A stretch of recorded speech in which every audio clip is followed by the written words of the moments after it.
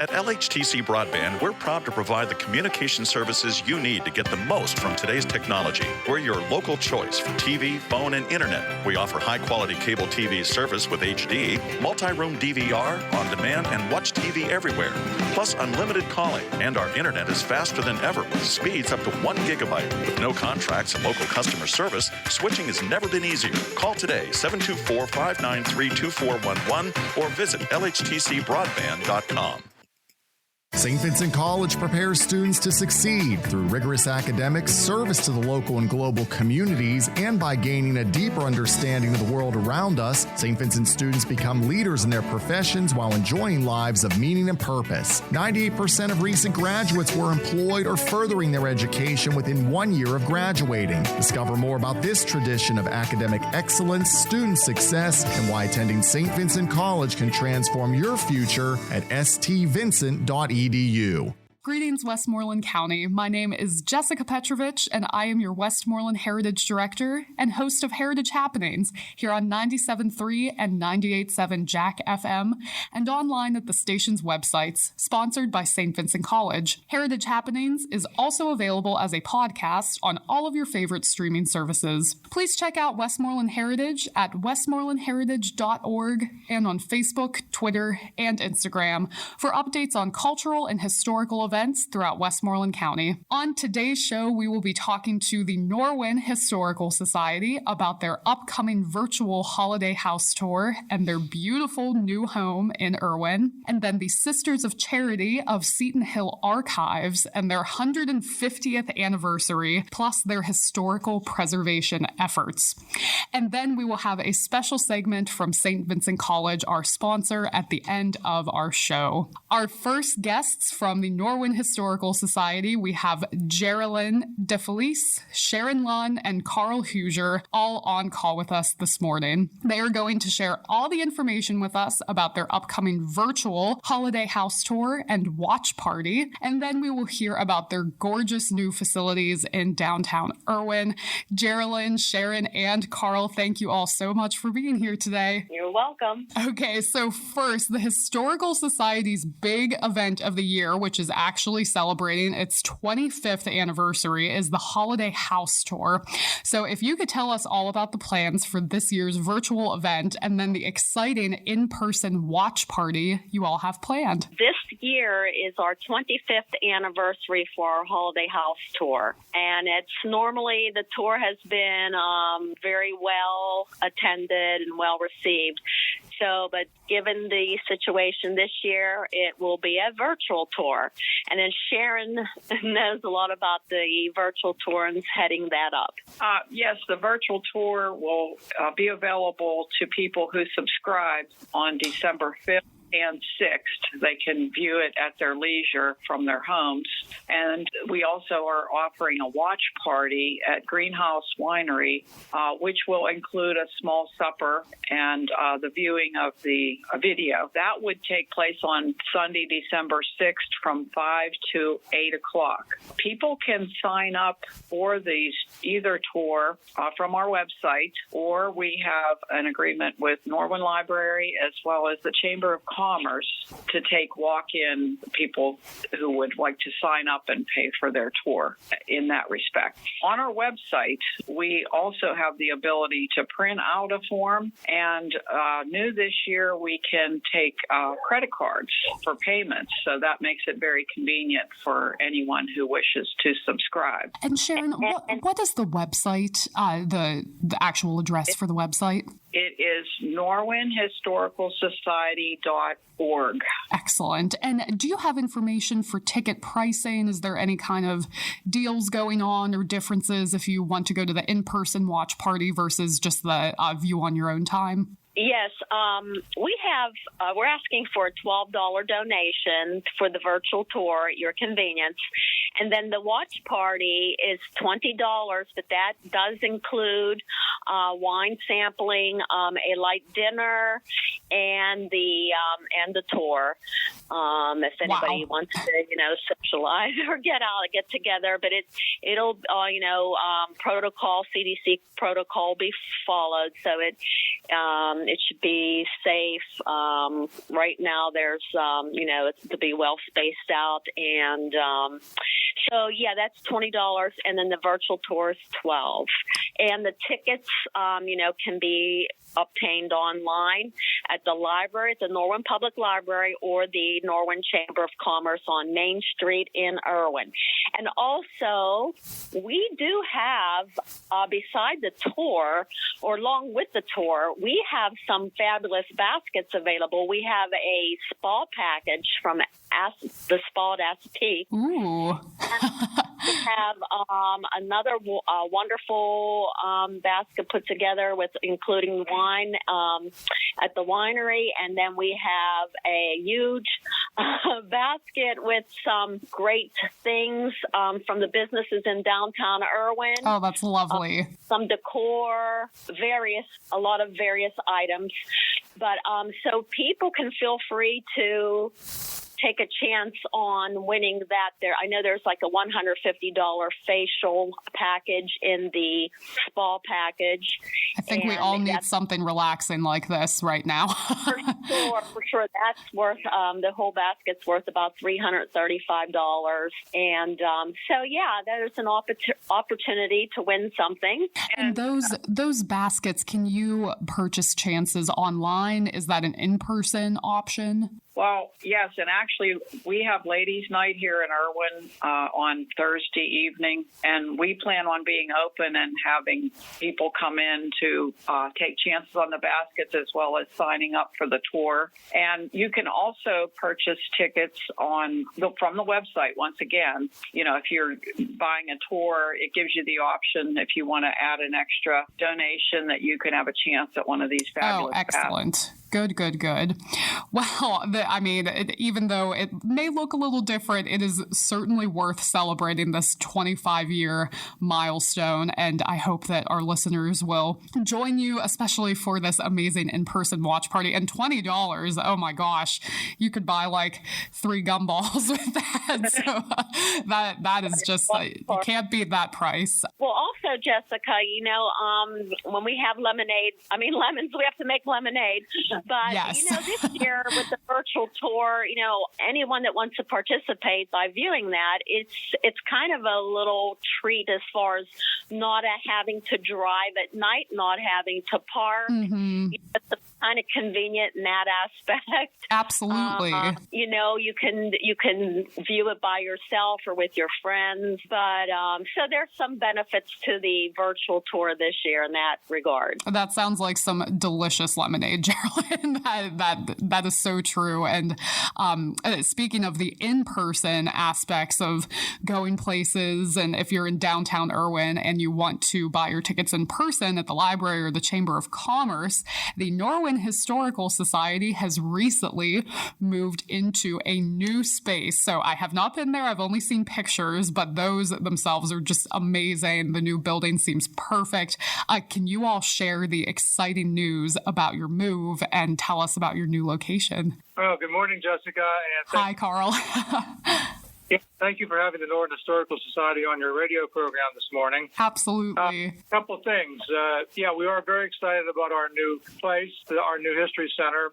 We moved from across from the Lamp Theater to 304 Main Street, and 304 Main Street is within the first 3 historic streets of Irwin, so we're very happy to still stay in the mix of Irwin's history. The building that we are in, we suspect was probably constructed somewhere around 1885. Wow. We've recently discovered that it was a bakery and the name Mueller's shown. So we're doing more research on finding out about the bakery that was here when this building was built.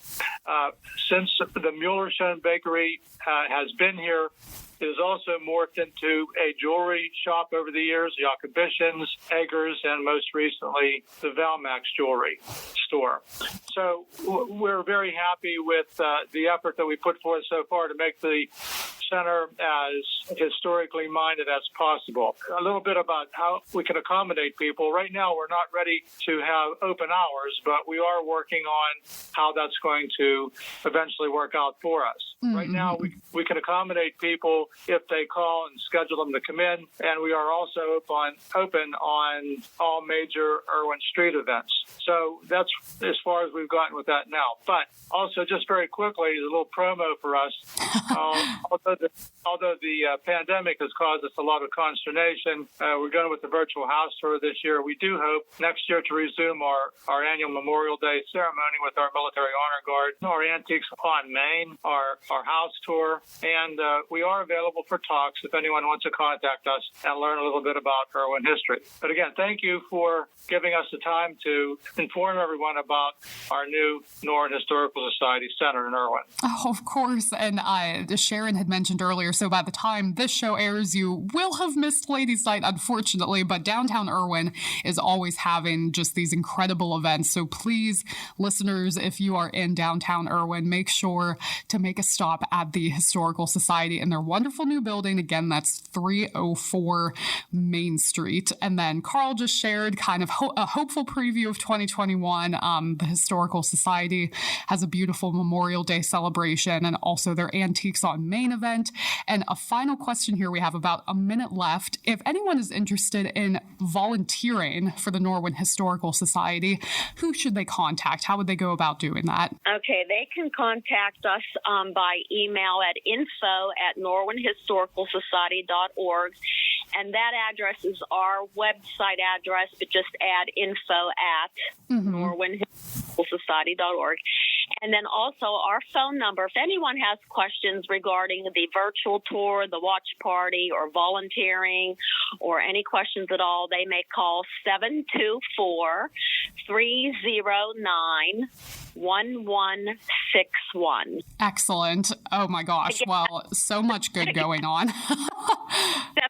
724-309-1161. Well, Geraldine, Sharon, and Carl, thank you all so much for joining us this morning. It's all festive and wonderful news from the Norwin Historical Society, so I appreciate your time. You're welcome. Thank you, Jessica. Thank you, Jessica. We appreciate you having us on. Absolutely. So please check out the Norwin Historical Society at norwinhistoricalsociety.org. You can also email them at info@norwinhistoricalsociety.org or give them a call at 724-309-1161.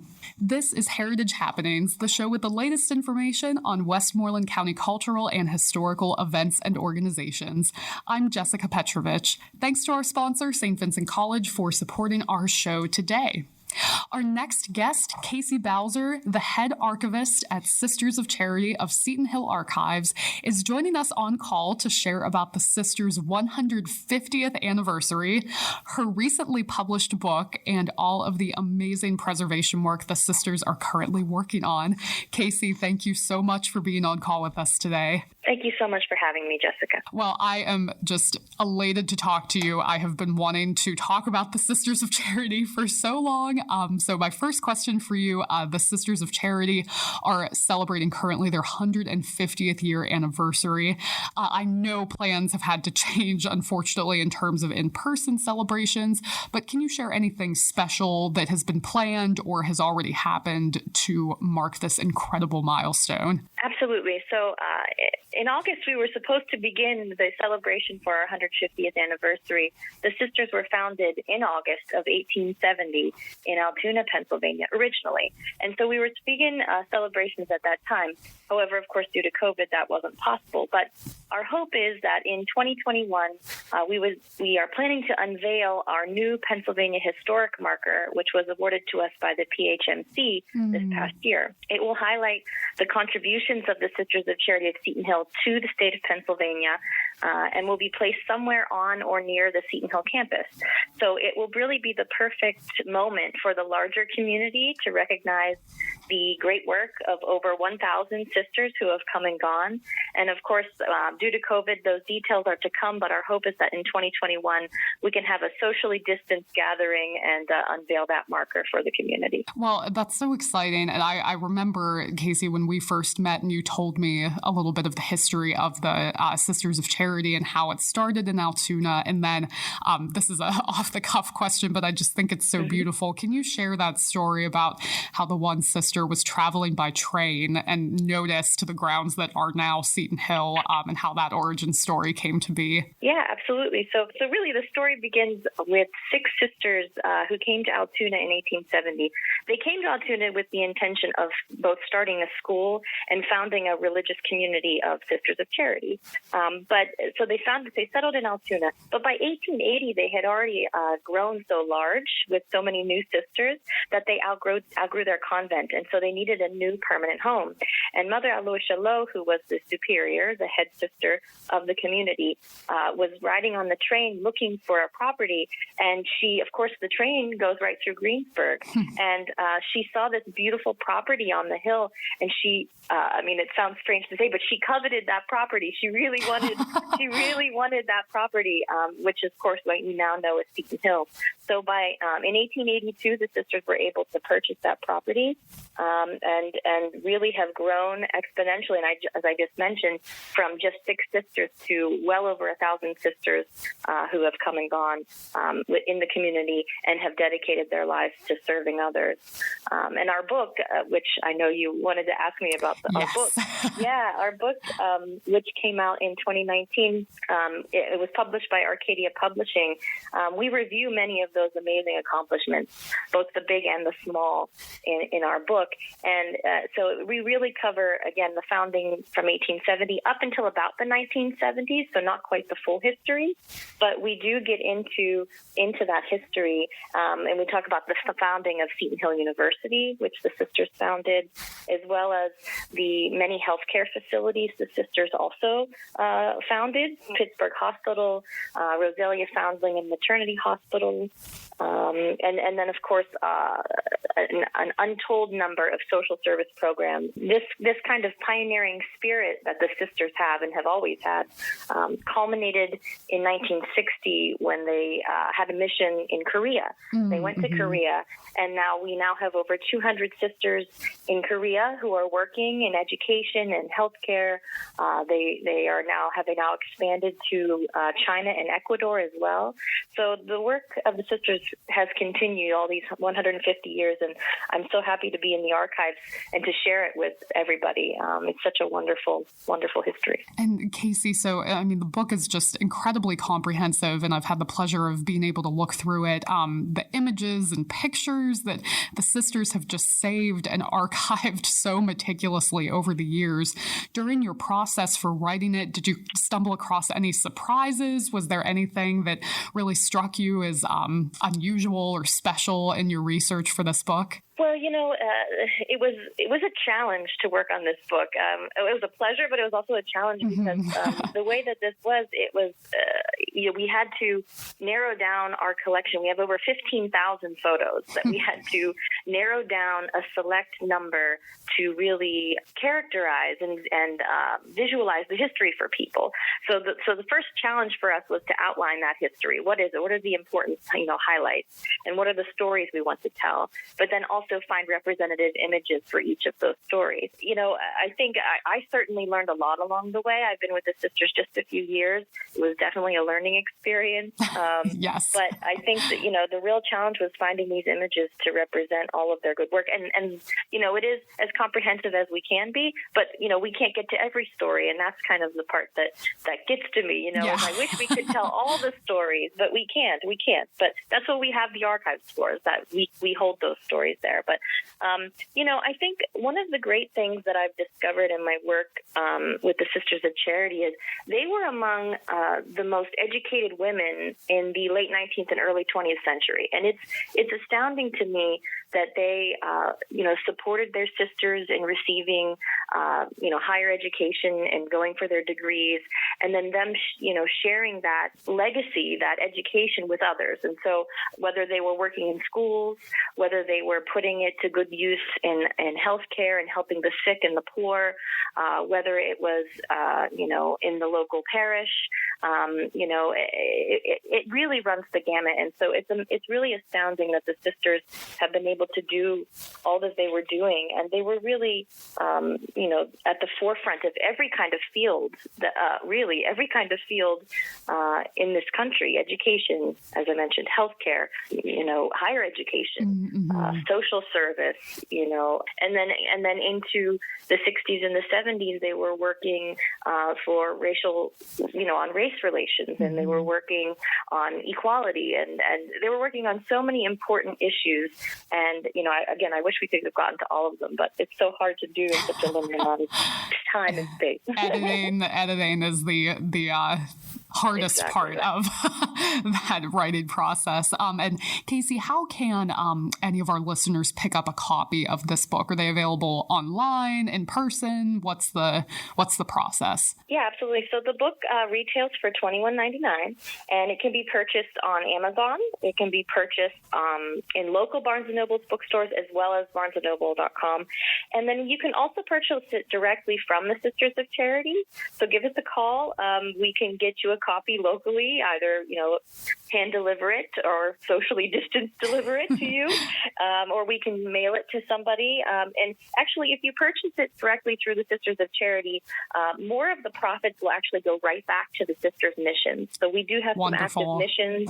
And so it's really, you could sort of consider your purchase a donation on behalf of those missions, for those missions. And so, you mentioned a phone number, Casey. Do you have that phone number that folks can call? Yeah, you could call 724-836-0406 and ask for the archives.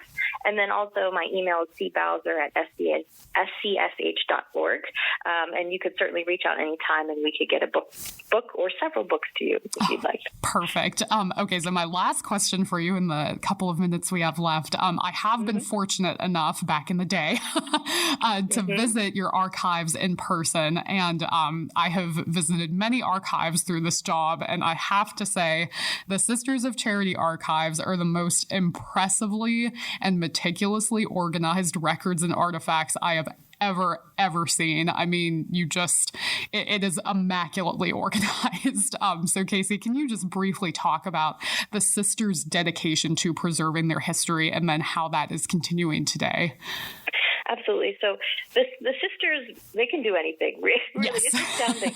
I have to tell you that, and coming from a background where I've worked in archives and museums, when I came on, I was equally astounded at how organized and well preserved everything was.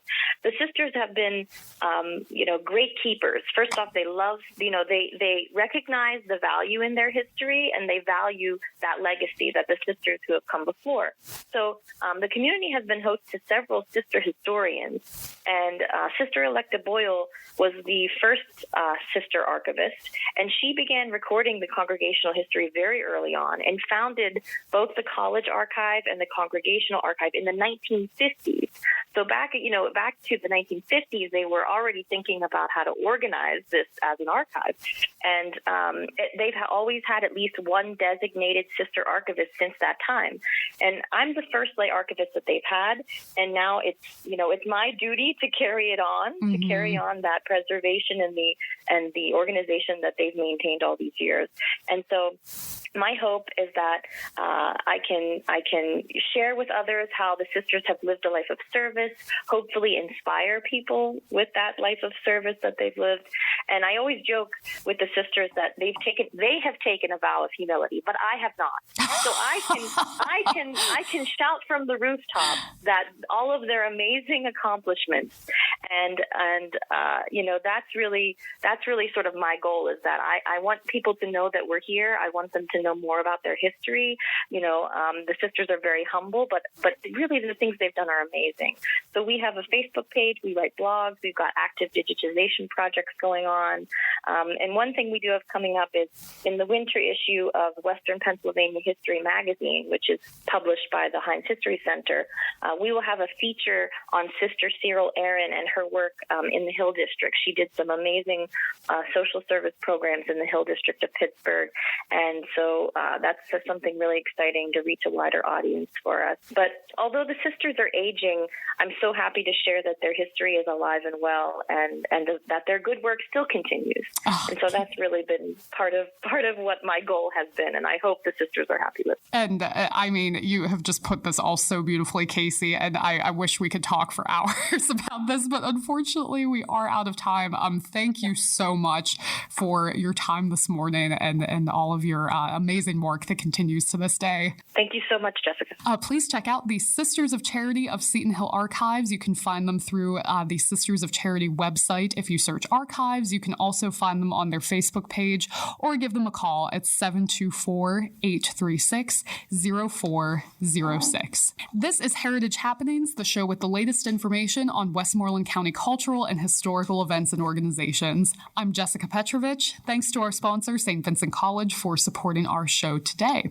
And before we close, we are joined by Andrew Julo, Director and Curator at the brand new Verostko Center for the Arts at Saint Vincent College. So, Andrew, I am so pleased that you are here today on call. In just literally 1 minute, can you share all about the beautiful new Verostko Center that has opened at Saint Vincent? Yeah, thanks, Jessica, for having me. Earlier this fall, we opened the new Verostko Center for the Arts. It's on the second floor of the Dale P. Latimer Library. So this, for folks who have visited our campus before, the gallery was located in a former lounge since the 1980s. So this is a new space with 9,000 square feet that totals both our climate-controlled storage. We have 2 storage facilities for rare books, for artwork, and the college's archive, as well as 5,000 square feet, 4 distinct galleries to show both rotating exhibitions by contemporary artists, faculty, students, and works from our permanent collections. The name change is significant. If I can say, this is named for Roman Verostko, who was a former monk here at St. Vincent, and is an early pioneer of algorithmic or generative art using computer coding for creative purposes. Wow. Definitely one of the most famous artistic graduates associated with St. Vincent.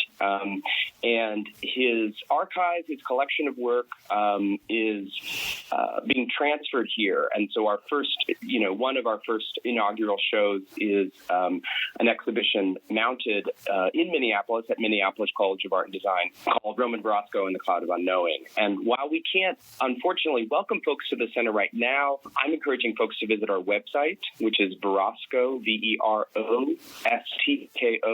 Center.org. You can see works from our permanent collection, images from the exhibitions, and hopefully we'll be able to welcome folks soon. Yeah, and you know what, Andrew, we're already out of time, but I just want to emphasize again, I mean, I have been looking with envy at all of these online images. I wish I am a graduate of St. Vincent, and I wish that this art center had existed when I was there. So absolutely.